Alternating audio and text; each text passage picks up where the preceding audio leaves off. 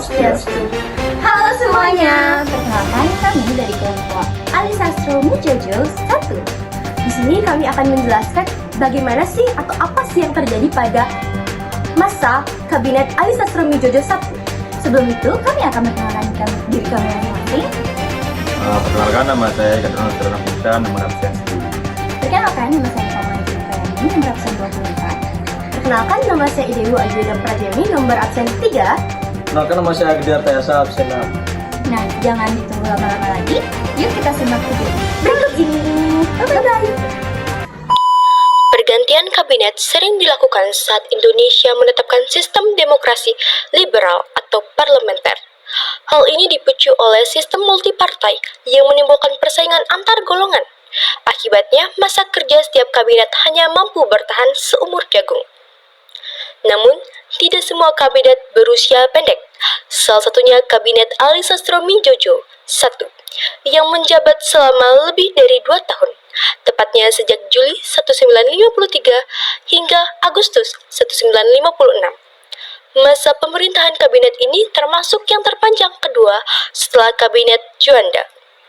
Sesuai namanya, Kabinet Alisastro Mijojo 1 dipimpin oleh Alisastro Mijojo dari Partai Nasionalis Indonesia atau PNI dan Wongsonegoro dari Partai Indonesia Raya atau PIR. Kabinet ini juga dikenal dengan nama Kabinet Alisastro Mijojo Wongsonegoro atau Kabinet Alisastro Mijojo Wongsonegoro Zainul Arifin. Latar belakang Kabinet Alisastro Mijojo 1 dan partai pendukung.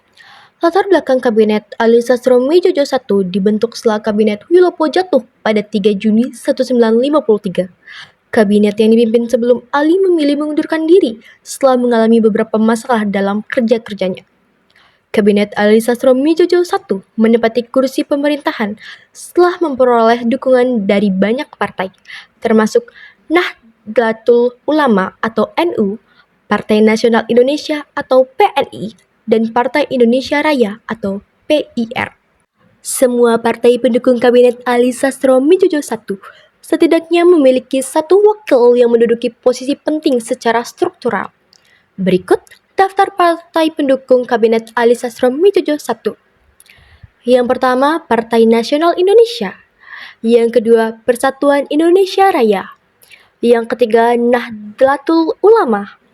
Yang keempat, Partai Rakyat Indonesia. Yang kelima, Syarikat Kerakyatan Indonesia.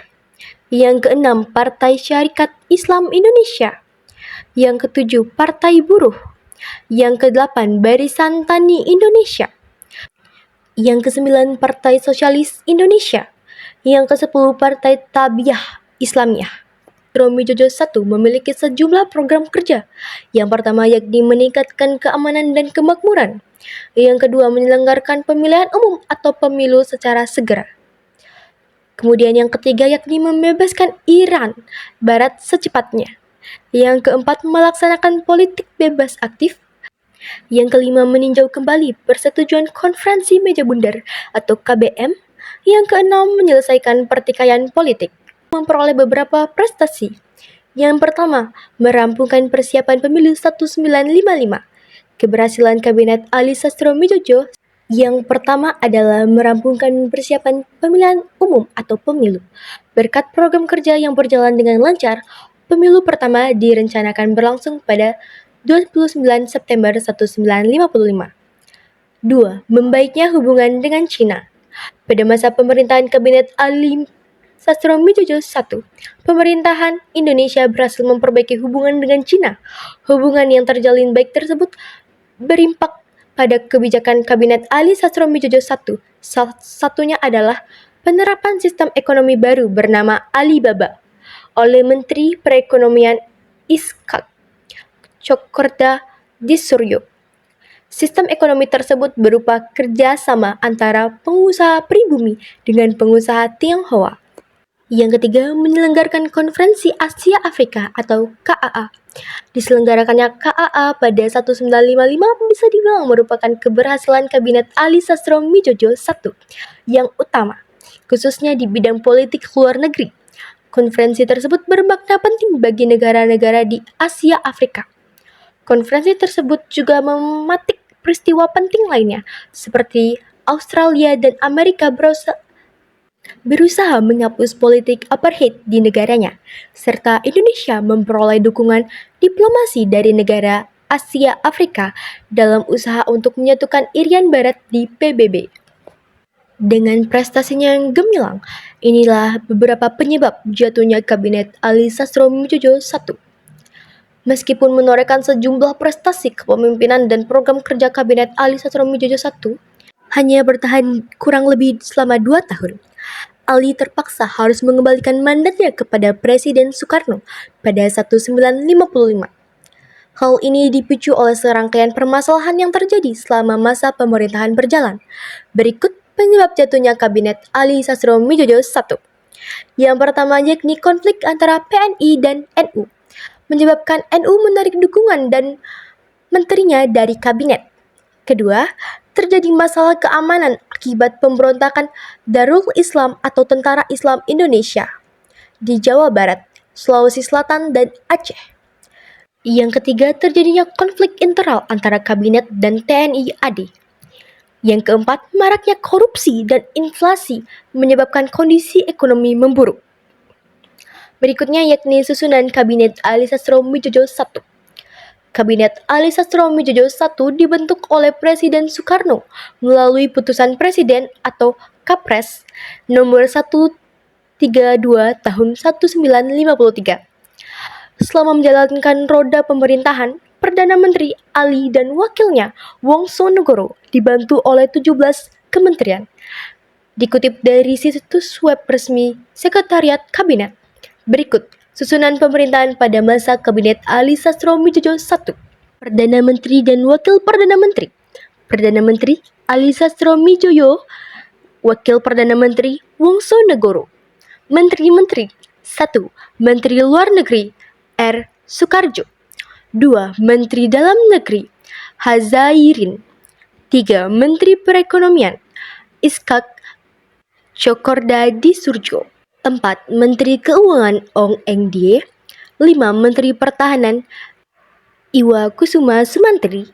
6. Menteri Kehakiman Jondi Gondo Kusumo.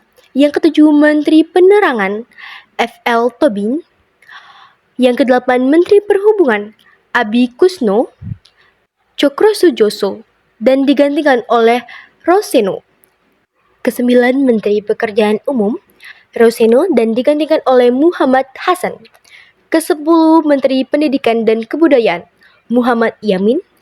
Kesebelas, Menteri Perburuhan S.M. Abidin. Kedua-belas, Menteri Pertanian Satjarwo. Ke-13, Menteri Agama Maskur. Ke-14, Menteri Kesehatan F.L. Tobing dan Lee Kiat Teng atau Muhammad Ali. Ke-15, Menteri Sosial yakni Padji Suroso. Ke-16, Menteri Negara Kesejahteraan Umum Subdijo. Dan 17, Menteri Negara Urusan Agraria Muhammad Hanafiah. Bahwa sesungguhnya kemerdekaan itu ialah hak segala bangsa, dan oleh sebab itu maka penjajahan di atas dunia harus dihapuskan karena tidak sesuai dengan peri kemanusiaan dan peri keadilan. Dan perjuangan pergerakan kemerdekaan Indonesia telah sampailah kepada saat yang berbahagia dengan selamat sentosa menghantarkan rakyat Indonesia ke depan pintu gerbang negara Indonesia yang merdeka, bersatu, berdaulat, adil, dan makmur. Atas berkat rahmat Tuhan Yang Maha Kuasa dan dengan didorongkan oleh keinginan luhur supaya berkehidupan kebangsaan yang bebas, maka rakyat Indonesia menyatakan dengan doanya. Dan semuanya cukup sekian penjelasan dari kelompok kami mengenai apa saja yang terjadi pada masa Kabinet Ali Sastro I.